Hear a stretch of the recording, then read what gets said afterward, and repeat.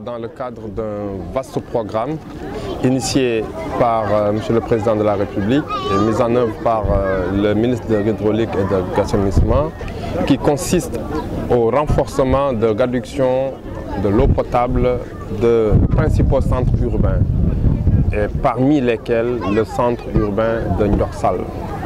Ici, à Mumbai, dans le Gandiol, où nous sommes supposés un réel problème d'accès à l'eau, ou en tout cas une qualité de service, en tout cas pas assez satisfaisante du point de vue des populations.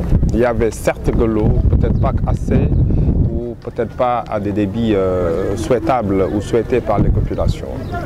L'État nous a instruits et mis à notre disposition des moyens pour renforcer en tout cas leur alimentation en eau. Et après avoir sécurisé l'alimentation en eau de Saint-Louis, nous avons raccordé cette localité de Gandiol, même de Mumbai, sur le château d'eau de Gabar. Et comme solution viable, nous avons construit un château d'eau sur le site de Ndioksal avec un renforcement, une densification du réseau et une adduction sur un plus gros diamètre. C'est ce que nous avons vu tout à l'heure. Donc c'est la pose de tuyaux de gros diamètre pour renforcer l'alimentation de tous les villages qui sont traversés, notamment Gandiol, notamment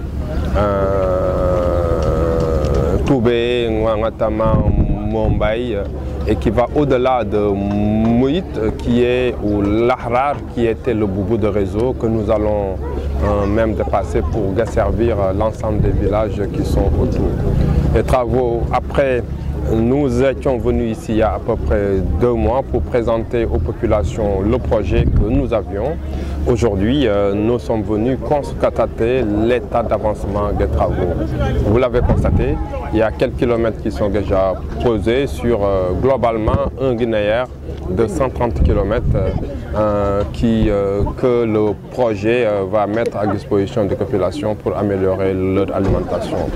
La durée des travaux, c'est à peu près 5 mois, globalement, pour un coût de 2,5 milliards de francs CFA que la Banque mondiale, à travers son programme PMU, a bien voulu mettre à la disposition du gouvernement du Sénégal.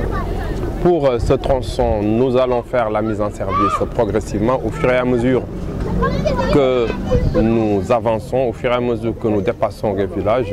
Nous leur ferons profiter également de cette eau en raccordant les réseaux à leur système d'alimentation eau potable et ainsi de suite. Et nous allons couvrir également des localités comme Pal, qui est un très grand centre urbain, mais également qui est un site religieux pour accompagner notamment le programme du chef de l'État en faveur des cités religieuses.